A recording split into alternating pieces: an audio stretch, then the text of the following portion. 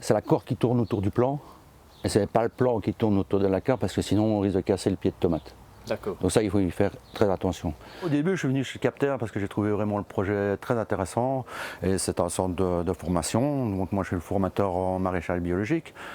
Je suis aussi passionné des légumes, passionné des plantes, passionné des animaux, de la biodiversité. Donc tout ce que j'ai emmagasiné depuis des années, j'essaie de le retransmettre aux stagiaires. Nous avons les gourmands ici, que nous devons tailler chaque fois. On les enlève ici, tu peux les enlever à la main quand ils sont petits comme ça, sinon mieux vous prendre un sécateur.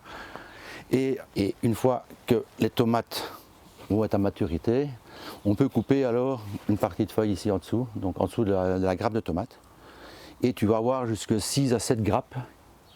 Et puis une fois qu'on arrive à la 7e grappe, on étête le plant de tomate.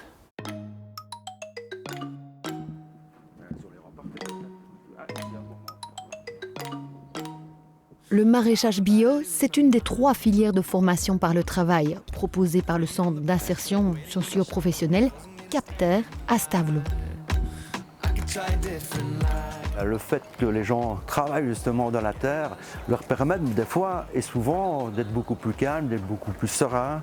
Et oui, on reçoit par exemple ici le club thérapeutique de Malmedy tous les mercredis. Et ça, c'est aussi des gens qui sont en difficulté et ils retrouvent un bien-être juste au contact de la terre.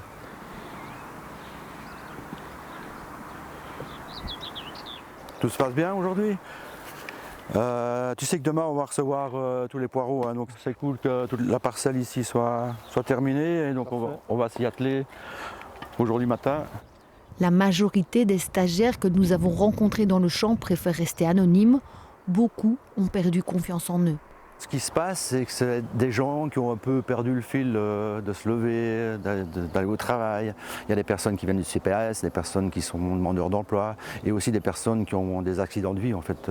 Et donc ils viennent ici pour reprendre confiance en eux, pour essayer de retrouver un avenir un peu plus positif.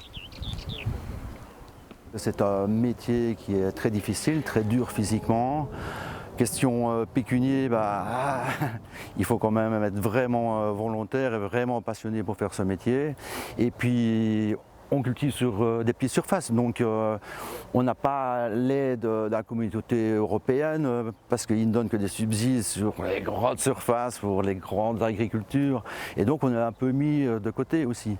Et c'est vrai que oui, c'est un métier très dur et qu'il faut vraiment être passionné. Et souvent on se dit, si tu te lances dans le maraîchage, ne le fais pas tout seul, parce que se retrouver au milieu d'un champ avec le travail qu'il y a à faire, à un moment donné, c'est vrai que le moral, il en prend un coup. On est très fiers que quand un stagiaire a terminé son stage, puisse retrouver du travail.